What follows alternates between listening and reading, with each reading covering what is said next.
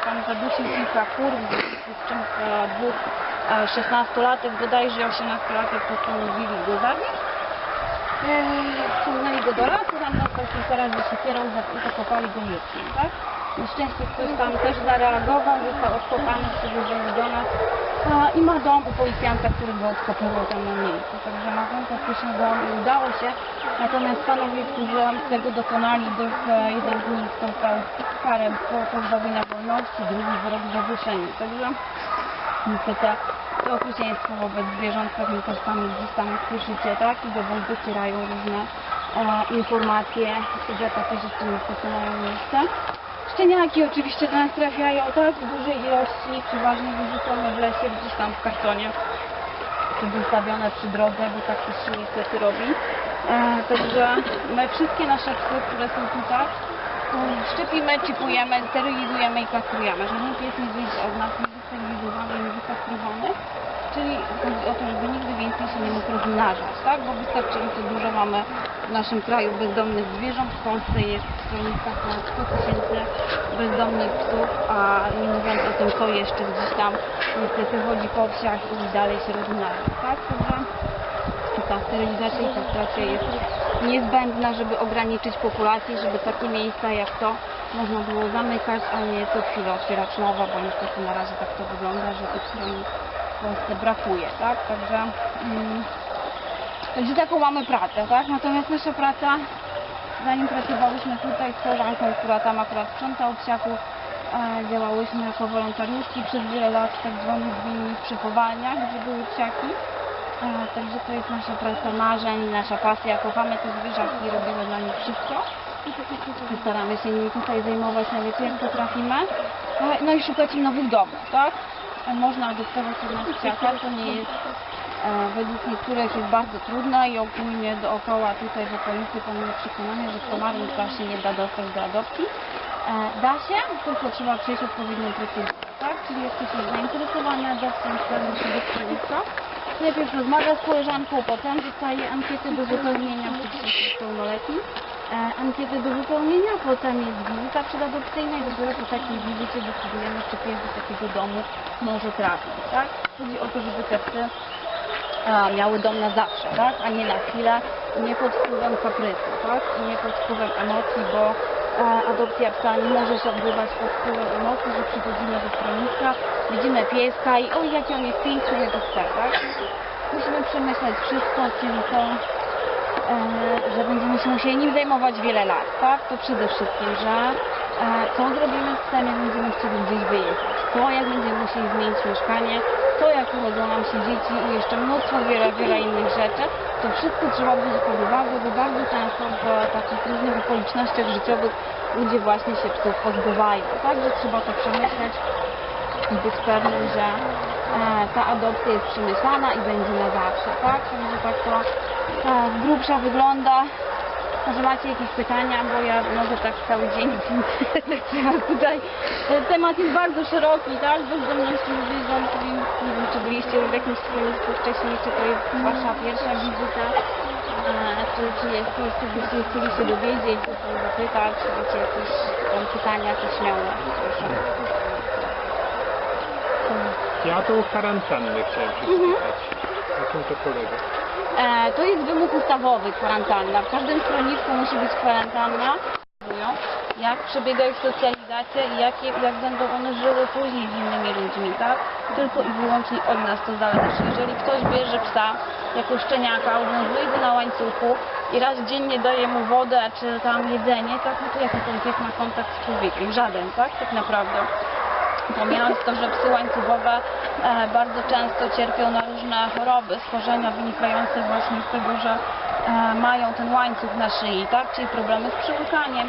To też widać, jak pies do nas przyjeżdża, pomimo tego, że nie ma łańcucha na szyi, jak je, tak? Jak ciężko mu jest przełykać, to jest efekt też tego właśnie, że na tym łańcuchu żył. Także to jest taka kwestia, też to, że pies, właśnie a propos pogryzień, tak? Mówi się, że gdzieś tam dziecko weszło na podwórko, podeszło do pieska i piesek ugryzł. Pies nie umie, tak jak mówimy, nie umiemy odczytać jego zachowania, on odczytuje nas jako zagrożenie, tak? Jeżeli on nie miał nigdy kontaktu normalnego z ludźmi, to pies na łańcuchu ma pies normalnie żyjący na wolności ma wybór, może uciec, tak? Pies żyjący na łańcuchu nie ma gdzie uciec, bo ma łańcuch, tak? Więc on ma tylko jedno wyjście, może dwa wyjścia, no może się schować gdzieś tam do tej swojej budy i drugie, które przeważnie wybierze, czyli zaatakować, bo on się broni. Tak, to nie jest tak, że on atakuje, bo jest zły, tylko jest to po prostu jego naturalna reakcja na sytuację, która miała miejsce. Także o tym też należy pamiętać, tak, że te psiaki nie do końca rozumieją nas, my nie rozumiemy ich i stąd wychodzą jakieś tam różne takie sytuacje, ale wszelkie zachowania, tak, psów, z którymi mamy do czynienia, są efektem działań ludzi, tak, tylko i wyłącznie. Także psy, które do nas trafiają po tygodniu, dwóch, czasami trzech, niektóre potrzebują więcej czasu, zmieniają się z psów warczących, gryzących, podgryzających i szczekających, największe takie przytulaki po prostu, z którymi można robić wszystko po prostu.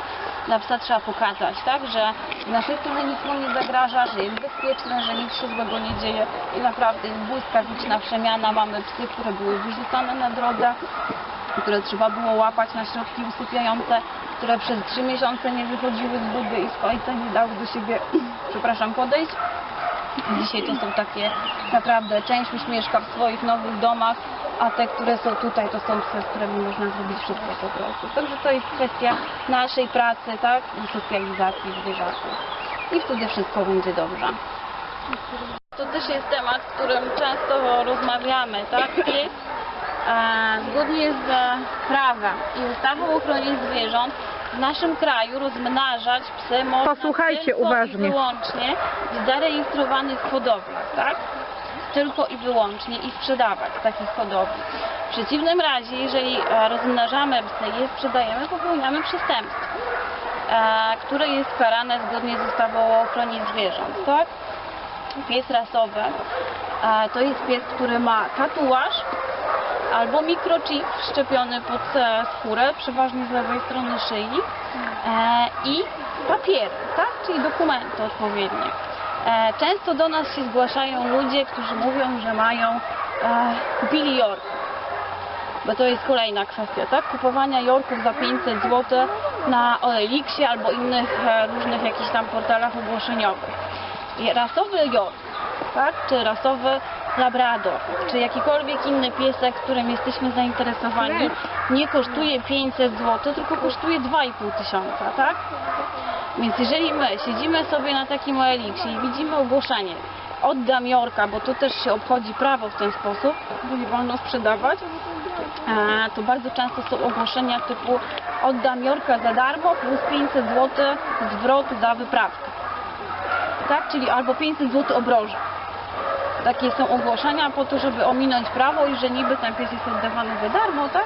A płacimy tylko za tą drogą obrożę, która jest tak naprawdę zwykłą obrożą. No i ogólnie chodzi o to, żeby to prawo obejść, tak? Czyli zasadniczo jest tak, że nie kupujemy psa rasowego wtedy, tak? Tylko kupujemy psa po pierwsze w typie jorka, albo w typie labradora, albo w typie jakiejkolwiek innej rasy, a po drugie kupujemy psa z nielegalnej hodowli, w której bardzo często psy cierpią, tak? Bo zamknięte w komórce są kupowane, czy wcześniej były wzięte tylko i wyłącznie dla zysku, tak?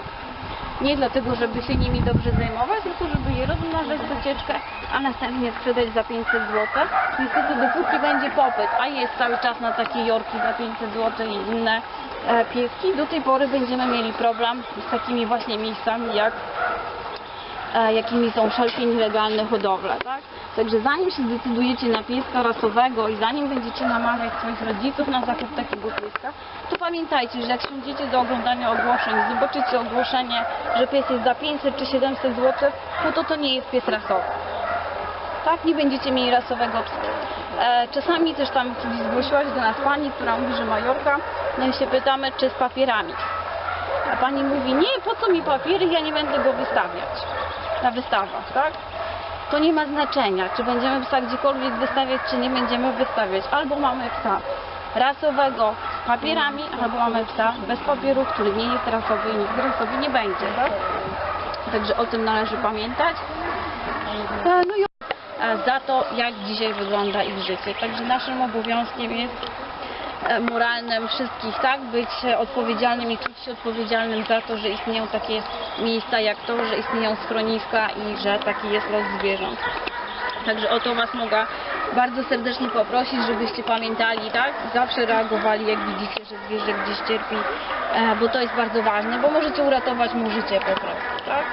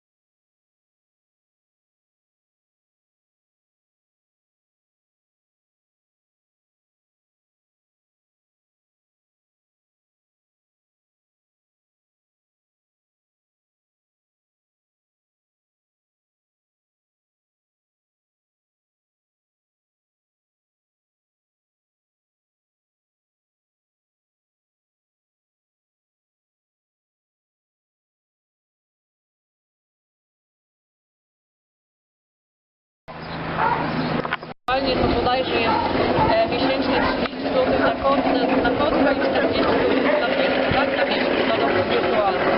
A jeśli chcecie uzupełnić miseczkę, to 10 zł na właśnie miesięcznie. Wtedy pokazuje się na stronie, że ten zwierzak ma wypełnioną miseczkę, jest nakarmiony. To różnie, tak. W miesiącu może pójść 5, 1, 10, to jest różnie.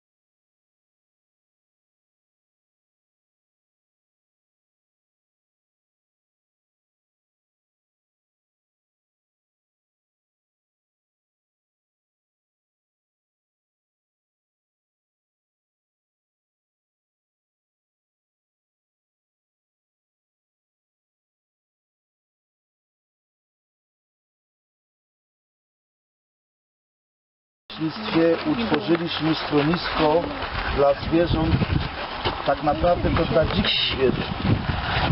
Bo w tym schronisku, w którym byliście, to było schronisko, prawda, gdzie były psy i koty generalnie, prawda?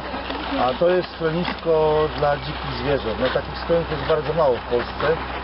Są to specyficzne schroniska, słuchajcie, objęte stałym nadzorem weterynaryjnym. Są tutaj leczone zwierzęta. Trafiają tu no, z najróżniejszych przypadków komunikacyjnych, jakichś wypadków, po prostu ktoś potrąci samochód i tak dalej. Jakieś przypadki, gdzie ludzie znajdą jakieś zwierzęta. I przy okazji chciałbym zaapelować do Was o jedną rzecz, bo zaczęło się teraz już tak naprawdę wiosna już mija, zaczyna się lato i znów zaczynamy zauważać nagminne przypadki przynoszenia zwierząt niepotrzebnie w ogóle. Branych zwierząt z lasu, słuchajcie. Jeżeli idziecie czy na polu i zobaczycie, już się zaczął teraz okres na małe sarenki, ja to tak mówię okres, bo to wszyscy zaczęli sarenki przynosić. Słuchajcie, robicie krzywdę zwierzętom w ogóle. One są tu przynoszone i te zwierzęta tutaj, jak dotkniecie takie zwierzę, to matka je odrzuci najprawdopodobniej w lesie. Przynosicie je tu, niepotrzebnie żyją w zamknięciu, w schronisku. One po prostu no, umierają, te zwierzęta. No. Tak nie wolno robić, słuchajcie, nie każdy zwierzak jest chory. Jak zobaczycie zwierzaka w tej chwili, na przykład naturalną rzeczą, to jak koza się teraz już okociła, mówię o sarny, tak, o samicy sarny, mają młode koźlęta i te koźlęta często teraz są w zbożu bądź w lesie. I ono leży sobie spokojnie, żeby je nikt nie zauważył. Przychodzi sobie taka Anka, taki Janusz, nie płoszy, ten koźlak będzie leżał cały czas nieruchomo, a matka jego co zrobi? Wstanie i będzie odskakywała w drugą stronę, tak jakby nas chciała odciągnąć od tego koźlaka. No ale my sobie opatrzymy, co tam, nie będziemy gonili za stara. Patrzymy, o, koźlaczek leży, przychodzimy, o Boże, jaki biedny, sam zostawiony koźlaczek. No i trzeba go do schroniska zanieść. Nic głupszego, słuchajcie. Nie wolno wynosić zwierząt z lasów, z pól. Nie wolno dotykać zwierząt. Bo czasami dotknięcie zwierzaka, takiego małego, milusieńkiego, pięknego, maluśkiego, może matka go odrzucić i jest po nim. Dlatego uczulam Was na to już na początku, że nie róbcie czegoś takiego. Nagminnie są zwierzęta przynoszone do pani Tatiany, pewne osoby wzięły do domu. No i zaczęły go tam trzymać parę miesięcy. No i ten koźlaczek, jak był mały, to był fajny, pił mleko z butelki, ojej, wszyscy się bawili, dzieciaczki i tak dalej. Aż do pewnego momentu, jak zaczął atakować dzieci i tych właśnie ludzi, którzy go wzięli. I wtedy był krzyk, wtedy był telefon, co panie leśniczy, co można zrobić i tak dalej. Ten koźlak poszedł potem do lasu, słuchajcie, mało tego. On potem uciekł z tej zagrody od nich do lasu, ci go szukali, tam ja akurat najechałem na to, jak krzyczeli, wołali tam Maciuś czy coś takiego, a To akurat nie związane z Bartoszycami, ale generalnie o sarenkach. Szybciutko mówiąc tak, jak mówiłem tu Wam, schronisko funkcjonuje jako szpital, czyli zwierzęta do nas trafiają, króciutko, hospitalizację przechodzą, jeśli się uda je uratować i przywrócić prawie w 100% poprzedni stan ich zdrowia i kondycji, są wypuszczane. Słyszeliście naprawdę na pewno o głośnej sprawie wilka na promek, był w telewizji. Jak nie, to sobie proszę wejść w internecie, wygooglować schronisko na promku wilk, i on ma przydomek na promek demolka, nie?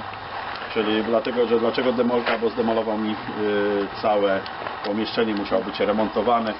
Często tutaj przyjeżdżali właśnie niektórzy, no też mieliśmy. Praktycznie nie ma zwierzęcia, którego nie miałem oprócz niedźwiedzia. A Lisa? Lisa też. Jaki przyjdzie do Pana niedługo. Słuchajcie, jest tak, i to schronisko funkcjonuje, czyli leczymy, wypuszczamy i cieszymy się, że mogliśmy uratować te zwierzęta. Obojętnie, czy to jest szkodnik dla nas, przez nas ludzi używany, na przykład kuna. Tu są w środku małe kuny, nie? Które karmimy. Nie wiem, czy mi się uda Wam ich pokazać. Ja unikam kontaktu ze zwierzętami, jak najkrótszy ma być tylko. Daję karmy i wychodzę. Z tego względu, żeby po prostu mogły one być dalej, znaczy tak muszą zachować tą swoją dzikość w stosunku do człowieka. Poczekajcie, nie zadawajcie mi pytań, jak ja mówię, ja za chwilę powiem. Pytania za chwilę. Za chwilę. Chcę Wam powiedzieć o całym schronisku. W schronisku różne zwierzęta ratowaliśmy. Mamy już nie 2-3 wypuszczone, tylko kilkaset. To już w takich ilościach liczy się w czasie naszej działalności. Schronisko posiada swojego lekarza, weterynarza, czyli to nie jest tak, że przywozi, rzuca się zwierzę, albo wyjdzie, wyzdrowieje, albo nie wyzdrowieje. Robimy różne, to już jest stary piesek, który ma 16 lat. I też ma już jak to się mówi, Ale już. lata. Ale słuchajcie, nie piesek teraz wam, cofnąć się wszyscy przede mnie. Tam proszę, przede mną stajcie. 2 kroki do tyłu. Chodź tu, już, na miejsce, już. Myszołowa, jastrzębia, mamy również wewiórki, które są tutaj schowane w klatkach. Tak, one tam śpią. Mamy tutaj sowy, puszczyk jest, puszczyki 2. Stary i młody syczek, no jest kawka, widzicie, która ma uszkodzone skrzydło, ona nigdy nie będzie wypuszczona. Tu jest, widzicie, wczoraj przyjechała ta malutka znaleziona, nie? Tutaj ta kaweczka. Zajączek miał przeciętą nogę, będzie wkrótce już zarośniętą ma i niedługo wróci do swojego środowiska. Tam mamy bielika, nie mylić z nazwą orzeł. To jest już jego gatunkowa nazwa bielik. On nigdy nie będzie latał, on do końca życia będzie w niewoli żył już, ponieważ cierpi na chorobę, tak wam to wytłumaczę, że nie potrafi wytworzyć piór lotnych, nie? Czyli lotek. Nie rosną. Nigdy mu nie urosną. W tamtej właśnie ostatniej nie widać, bo tam dziupli siedzą w budzie, małe kuny.